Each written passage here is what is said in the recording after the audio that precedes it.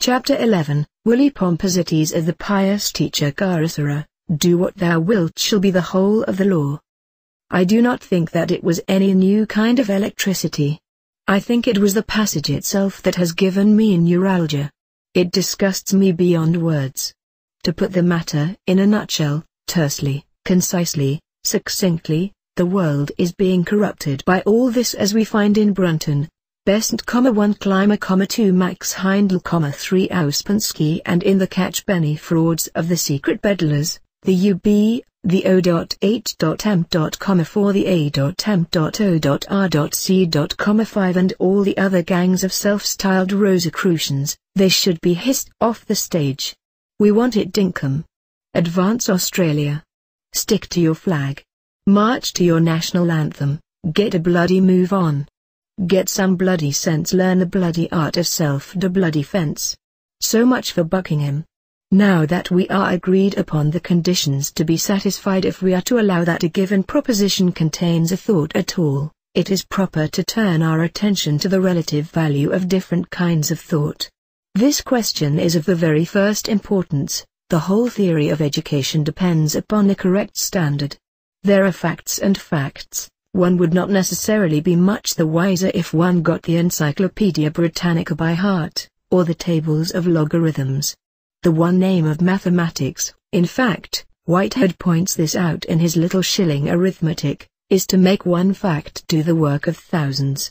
What we are looking for is a working hierarchy of facts. That takes us back at once to our original addition and subtraction remark in my letter on mind.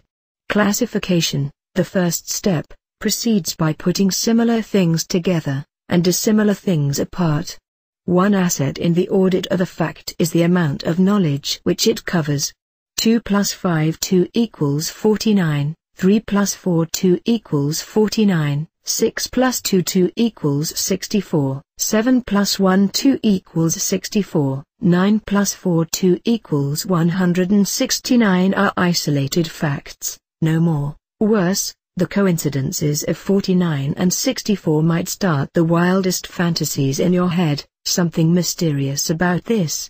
But if you write the sum of the squares of any two numbers is the sum of the square of each plus twice their multiple dash a plus b2 equals a2 plus b2 plus 2ab, you have got a fact which covers every possible case, and exhibits one aspect of the nature of numbers themselves.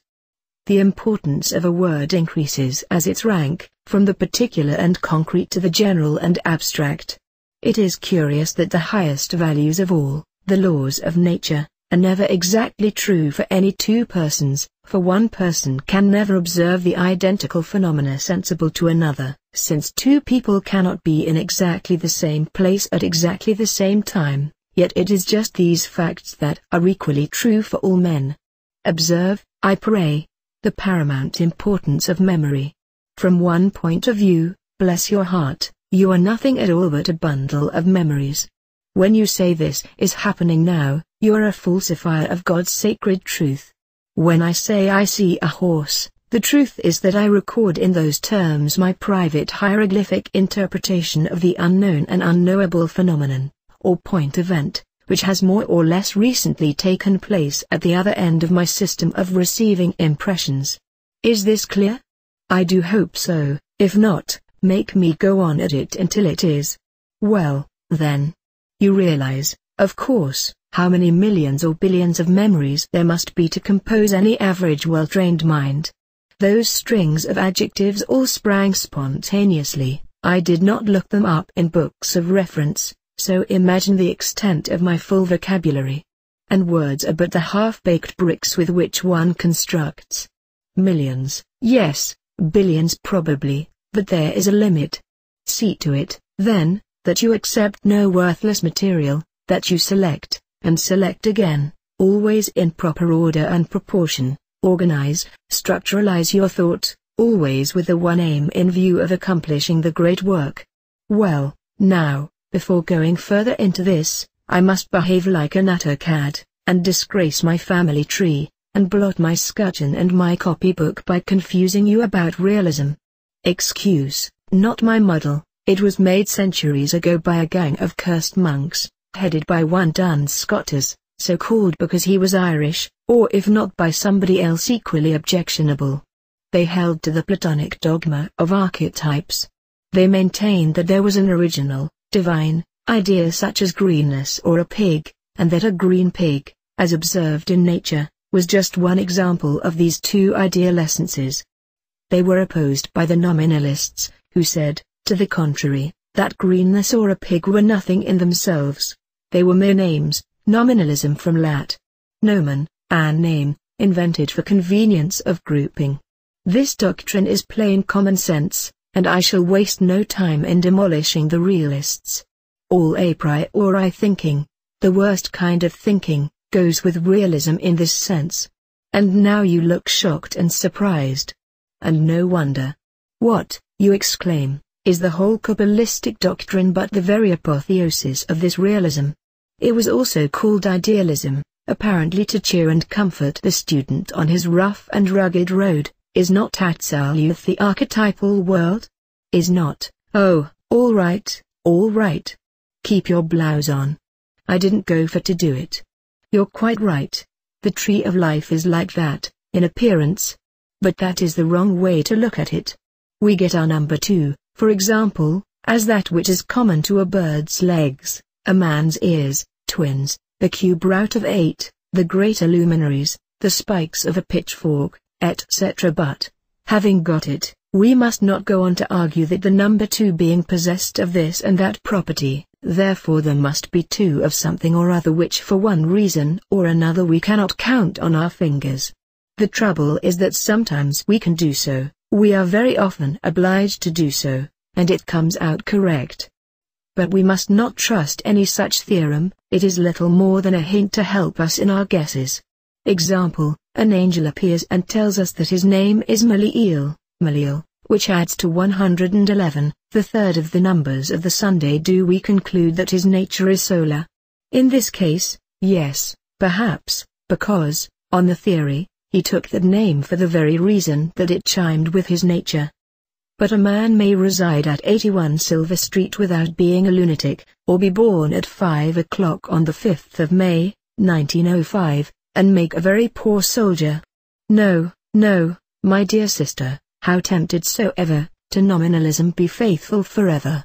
If you want to be very learned indeed, read up Bertrand Russell on classes. Enough, more than enough, of this, let us return to the relative value of various types of thought. I think you already understand the main point, you must structuralize your thinking. You must learn how to differentiate and how to integrate your thoughts.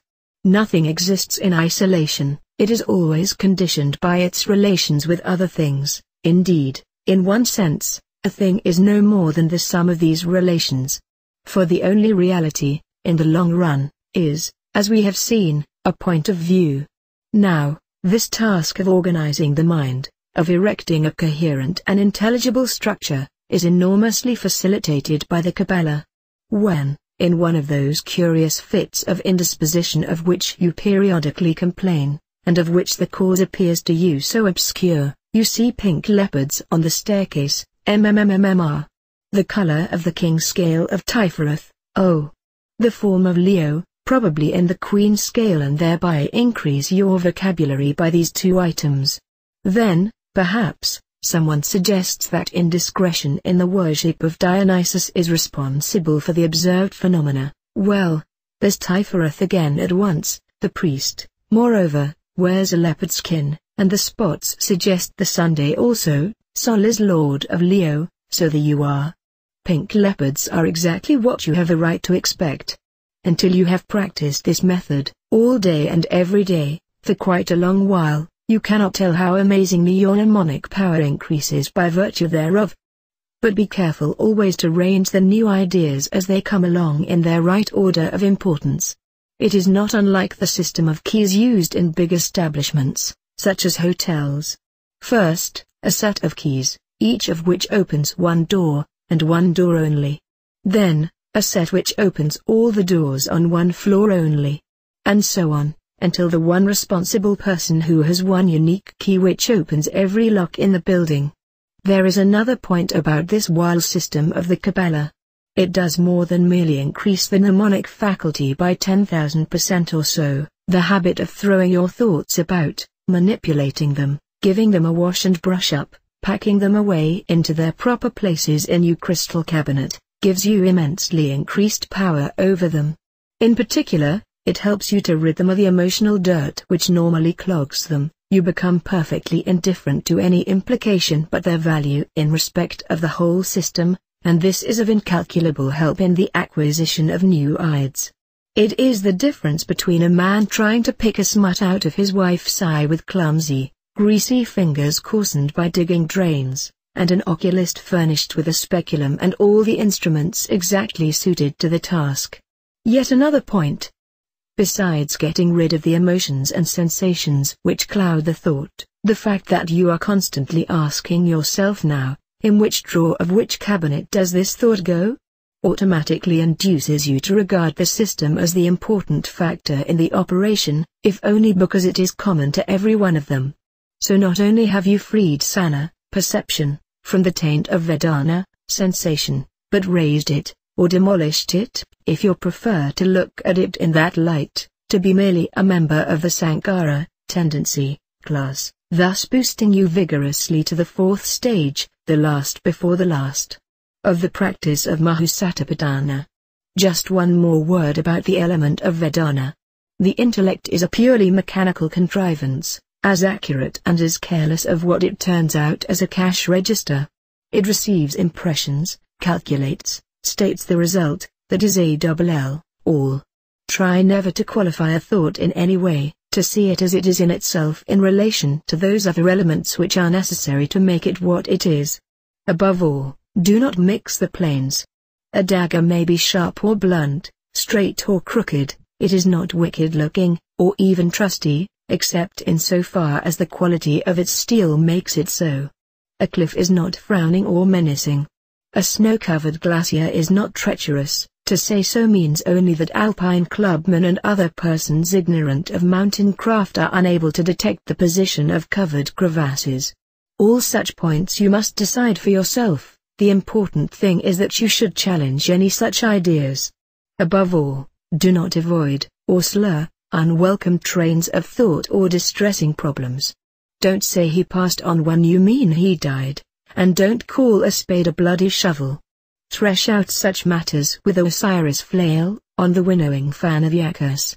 Truth in itself is beautiful, and the best bower anchor of your ship. Every truth fits all the rest of truth, and the most alluring lies will never do that. The toad, ugly and venomous, wears yet a precious jewel in its head. And the result of letting two ghastly scullions concoct mess with brimstone, pitch, vitriol, and devil's dung. In the end repay investigation. The vision and the voice again, please. That frightful curse, how every phrase turns out to be a blessing! 6. I shall break off this brief note at this point, so that you may have time to tell me if what I have so far said covers the whole ground of your inquiry. Love is the law, love under will. Fraternally, 666.